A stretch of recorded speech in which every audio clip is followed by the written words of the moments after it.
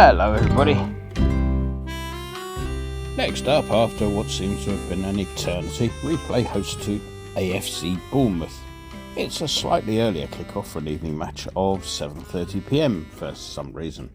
That reason presumably being connected with the fact that TNT have the broadcast rights in the UK for those who are unable to make the trip. So Bournemouth then. Well, it's been a bit of an odd season so far, with them failing to win until their 10th game of the season, when they beat the rather hapless Burnley 2-1 at home. Any thoughts of building some sort of momentum at that point disappeared with a quick look at the fixture list, which sent them immediately up to Man City away, who promptly dispatched them 6-1 the following week. At this point they were 18th in the table. However, a friendly run of fixtures against a combination of not very good teams and good teams playing below par turned things round rather dramatically. A 2-0 win over an out-of-sorts Newcastle was followed by wins at Sheffield United, Palace, Man United and Forest. In that run of away matches they played just the twice, at whatever Dean Court is called these days, drawing 2-2 with Villa and beating Fulham 3-0. That run, in which they won 6 and drew 1, aided by Everton's points deduction right at the start of the run, saw them manoeuvre themselves into 12th place in the league, a position they still hold despite their last 2 matches resulting in defeats, 3-1 at Spurs and 4-0 at home to Liverpool. As I say, that's left them in 12th place with 25 points from 20 matches. That's at the time of writing, of course. There are games being played Tuesday and Wednesday which may have changed that position by the time this goes out over the sub-ether network. It should also be pointed out that they're one shy in the games played column at the moment, with their match at Luton in December being abandoned due to the collapse of Luton's Tom Lockyer. Much to Daisy's pleasure, they haven't done any business during the window up to the time of writing. One presumes that given the authorities' recent discovery that they had rules and regulations on financial sustainability, and they weren't afraid to use them, or in the case of Man City, weren't afraid to use them eventually, clubs have been a little bit more circumspect than usual down at the shops. One bit of business has been done in the exit direction, however. Midfielder David Brooks, who has been well down the pecking order this season, moved eastwards along the coast to join Southampton's promotion push.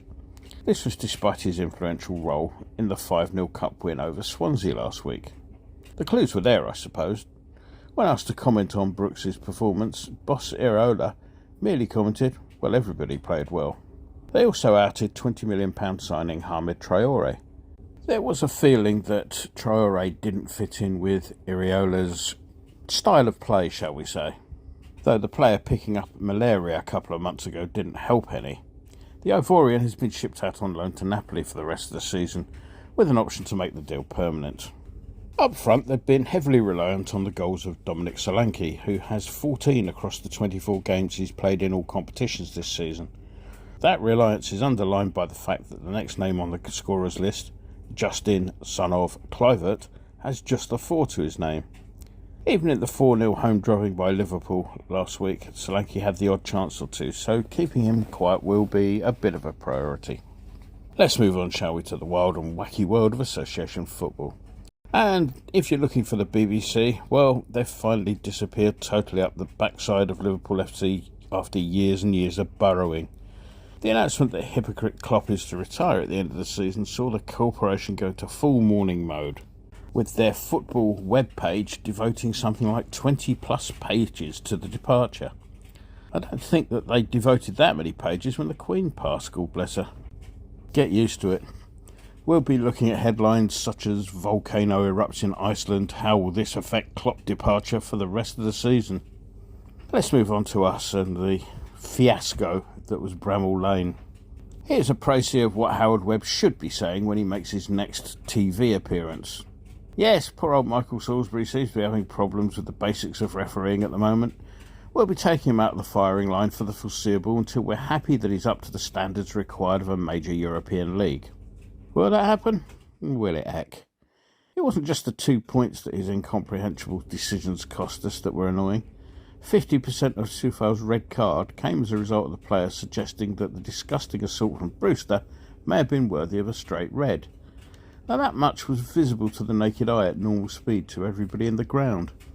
Even the commentary team for the TV coverage of the match, when I looked back on it, were embarrassed by the official's decision, that the challenge was worthy of exactly the same punishment as was dished out to Soufal for pointing out what a lousy decision it was. The reasoning behind VAR should be really to pick up the sort of stuff that referees miss or don't catch, perhaps because they're unsighted, and to correct the occasional howler.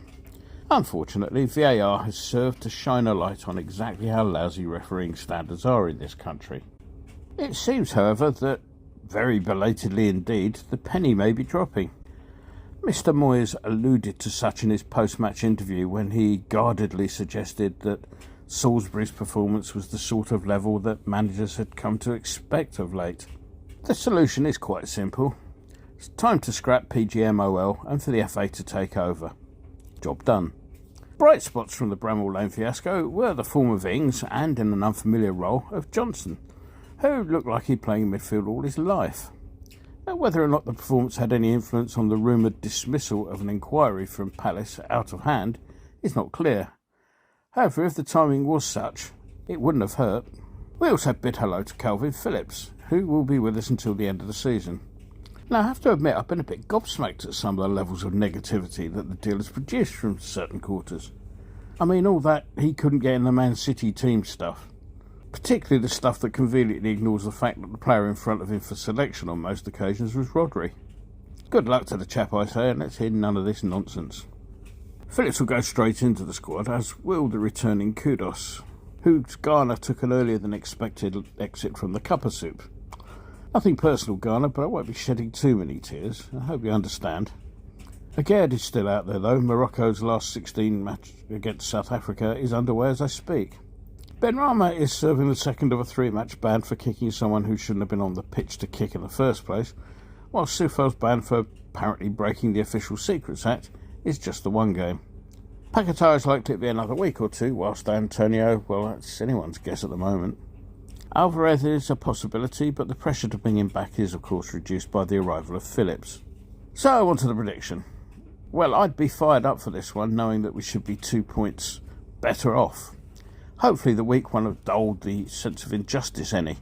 And on that basis, I'm going to plump for a home win. So, if it's okay with you, Mr. Winston, the £2.50 I was going to spend on the fare to BBC HQ in order to sign their book of condolence at the departure of Klopp, will instead be going on us to win 3-1.